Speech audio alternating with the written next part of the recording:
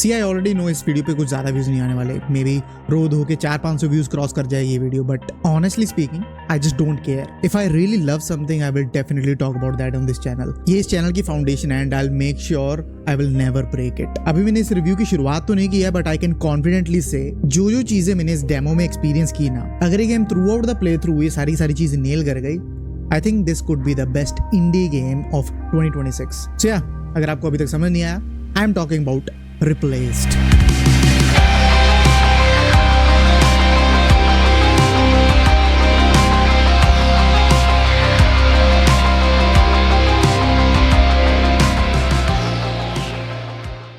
जब भी मैं इस गेम को देखता हूं ना, अंदर से एक ऐसी फीलिंग आती है कि भाई ऐसी चीज मैंने आज तक कभी नहीं देखी. और जो सबसे पहली चीज आप नोटिस करोगे ना इस डेमो में उतरने के बाद, वो है इसका तगड़ा art direction. Hands down this is the best use of pixelated art I have ever seen. याद हम बचपन में कॉन्ट्रा खेला करते थे, और उस आर्ट को आप मॉडर्नाइज कर दो, उसको फ्यूचरिस्टिक बना दो, तो ऐसा कुछ निकल के आएगा. Gaming is an art form, it's an expression which has the power to change your emotions, how you react.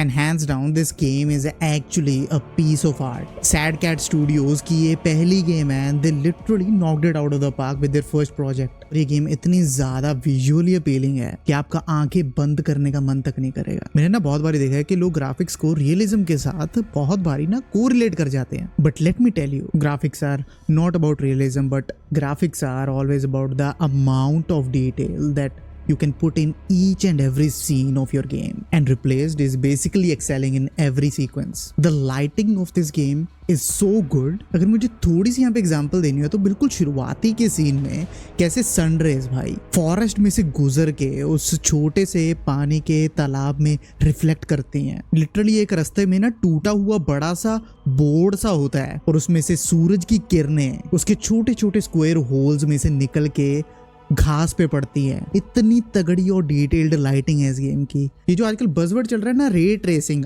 RTGI, सब कुछ चुतियापा है भाई. इन सभी चीजों के कारण आजकल की गेम्स इतनी ज्यादा परफॉर्मेंस हैवी हो चुकी हैं. कंप्यूटर्स पे भाई गेम्स चल नहीं रही, और ये गेम में ऐसा कुछ नहीं है.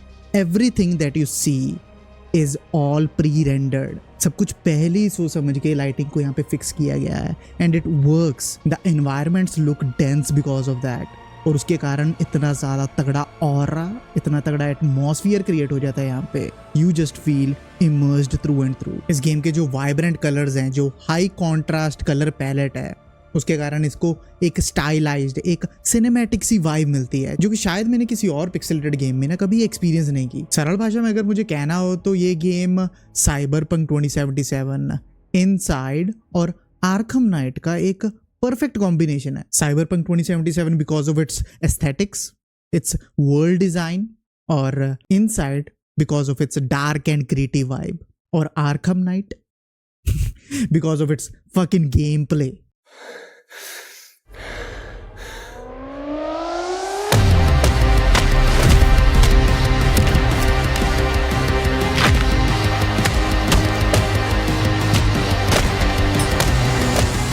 ये डेमो सिर्फ 30 मिनट का था, तो गेम प्ले कितना ज़्यादा डीप होगा इस गेम का, इसके मैकेनिक्स कितने डीप जाएंगे, उस पर टिप्पणी करना अभी मुश्किल है. पर जितना भी मैंने यहाँ पे एक्सपीरियंस किया है, आई कैन कॉन्फिडेंटली से everything was fucking 10 out of 10. And मैं यहाँ पे सिर्फ कॉम्बैट की बात नहीं कर रहा, मैं यहाँ पे बात कर रहा हूँ एनिमेशंस की, इस गेम की फ्लूइडिटी की, जो कि इसको बाकी पिक्सेलेटेड गेम से बहुत अलग बनाती हैं. चाहे आप चल रहे हो, चाहे आप भाग रहे हो, चाहे आप वॉल्ट कर रहे हो किसी चीज पे, चाहे आप दीवारों पे चढ़ रहे हो, चाहे आप पार्कोर ही क्यों ना कर रहे हो. जी हाँ, इस गेम में आगे जाके बहुत ज्यादा पार्कोर भी होने वाला है. End of course the combat.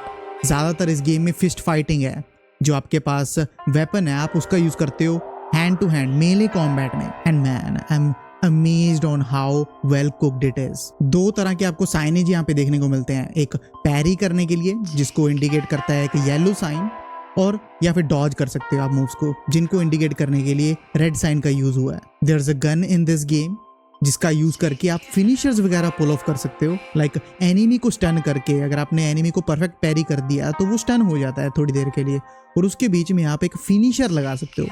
और भाई जब वो चीज होती है ना, it's so satisfying to see. Proper मैं कहना चाहूंगा जॉन विक वाइब्स आ जाती हैं। And basically anything that you throw at your enemy carries weight, it feels believable, it feels responsive. देख के समझ में आता है भाई ये गेम को इतने डिलेज लगे क्यों। ये गेम पिछले 5 साल से डिले होते आ रही है। And after seeing the animation work here, I can understand everything is so well cooked. It definitely creates one of the most engaging combat sandboxes that I've ever witnessed. Take me back.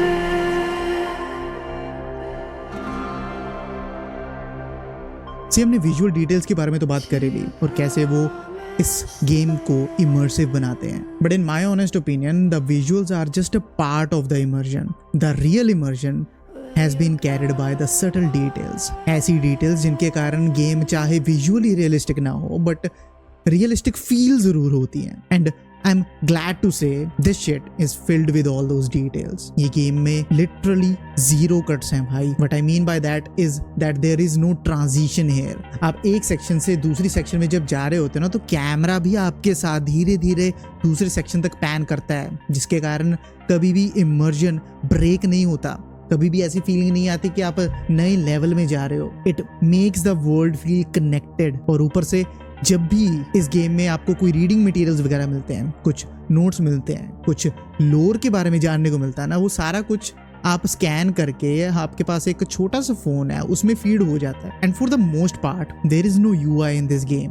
In fact, the UI is integrated into the game world. जैसे कि मैं notes की बात कर रहा था, जब भी आप उनको पढ़ने बैठते हो ना तो कोई एक्स्ट्रा रैंडम सा स्क्रीन पे प्रॉम्प्ट नहीं आता है उन चीजों को पढ़ने के लिए। In fact, the camera zooms in directly to the phone. And again, वहाँ पे कोई कट्स नहीं है, वहाँ पे कोई ट्रांजिशन नहीं है। Everything works seamlessly.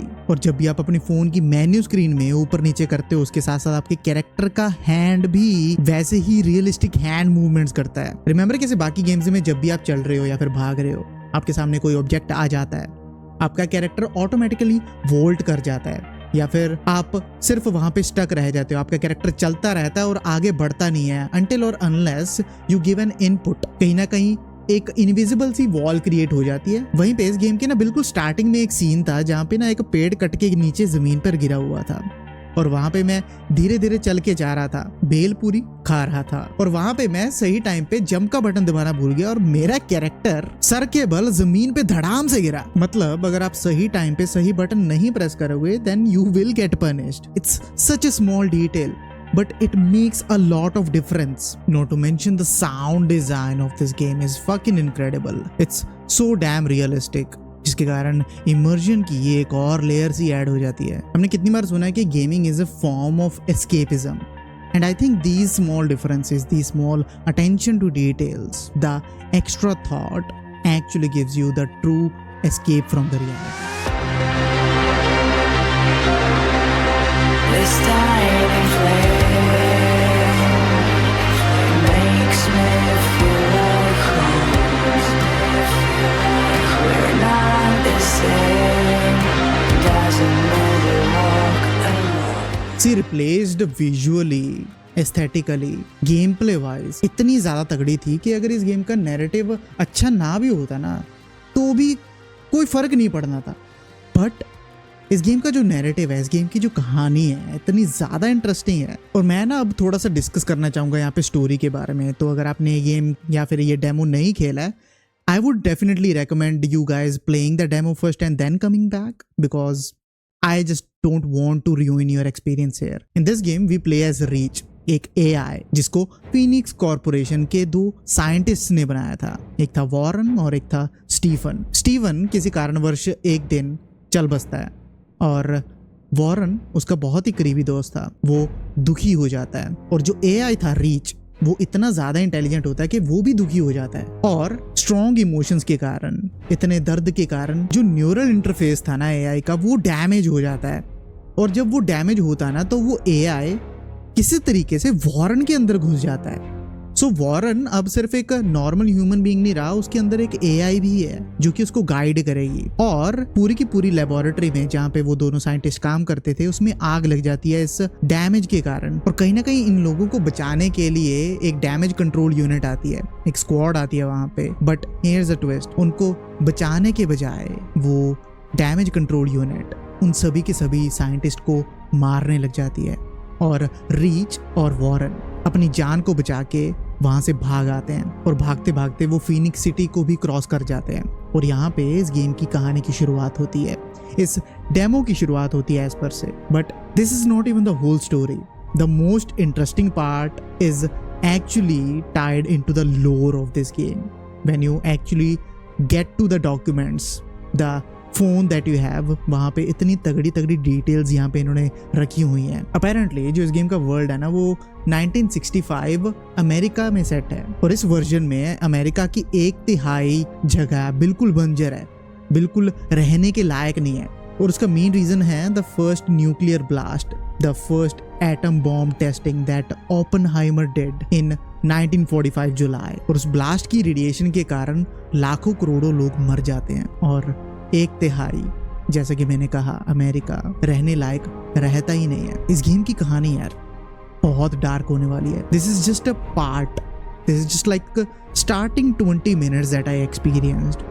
उसके बाद और भी बहुत तगड़ा तगड़ा लोर मटेरियल है जो आप पढ़ के इसके वर्ल्ड के बारे में और जान सकते हो। बट कहीं ना कहीं जो ये दो चीज़ें थी ना, ये जो कनेक्शन था ना एक रियलिटी से, हमारे एक सीरियस रियल पास्ट से, वो मेरे दिल को छू गया। इसके कारण मैं इतना ज़्यादा इंट्रीग्ड था ना, मैं हर एक चीज़ पढ़ रहा था इस गेम की प्रॉपर ध्यान से। And I think that's where the world building of this game really शाइंड।